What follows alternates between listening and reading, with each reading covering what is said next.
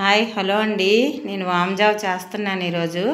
ఇది చాలా బాగుంటుంది, ఆరోగ్యానికి మంచిది. బియ్యంతో వచ్చిన నూకలతో చేస్తున్నాను.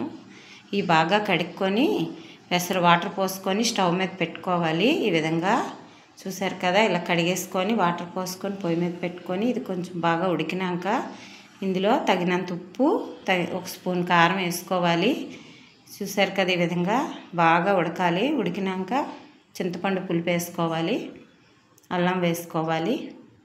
చాలా బాగుంటుందండి, చాలా టేస్ట్గా ఉంటుంది, చాలా రుచిగా కూడా ఉంటుంది. ఇది ఆరోగ్యానికి మంచిది. చలికాలం, వర్షాకాలం చాలా మంచిది అన్నమాట. మా అత్తగారు చేసేవారు, ఎప్పుడు పడితే అప్పుడే చేసేవారు, మేము తినేవారం. బాగుండేది, చిన్నపిల్లలు కూడా తింటారు. వామ్ వేసుకుంటాం కాబట్టి టేస్ట్ చాలా బాగుంటుంది.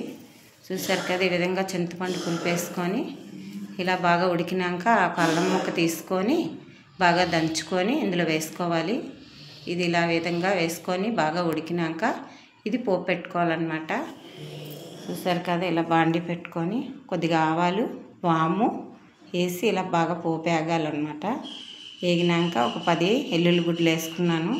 ఇది కూడా వేగాలి. ఎండుమిరపకాయలు ఒక 5-6 ఎండుమిరపకాయలు, ఒక 5-6 పచ్చిమిరపకాయలు అన్నమాట వేసుకొని కరివేపాకు, పచ్చి కరివేపాకు వేసుకుంటే బాగుంటుంది, రుచిగా ఉంటుంది.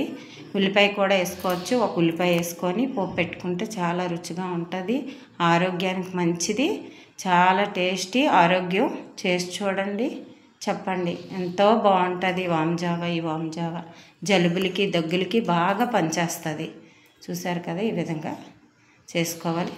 అంతే, చాలా సింపుల్గా చేసుకోవచ్చు. ఇది చాలా ఈజీ, సింపుల్. చూడండి, ఇంతేనండి వామ్ జావ.